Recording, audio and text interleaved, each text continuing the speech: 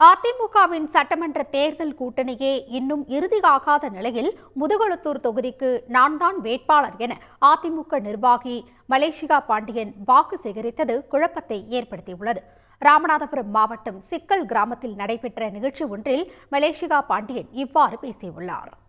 2026 சட்டமன்ற தொகுதியிலே நிற்க சொல்லி தலைவர் சொல்லியிருக்கின்றார். கண்டிப்பாக மீண்டும் மீண்டும் நான் உங்களுக்கு சேவையாற்ற வருவேன். என்னால் முடிந்த அளவிற்கு நான் சேவையாற்றுவேன். ஏனென்றால் நான் எந்த பலனையும் எதிர்பார்க்க தேவையில்லை.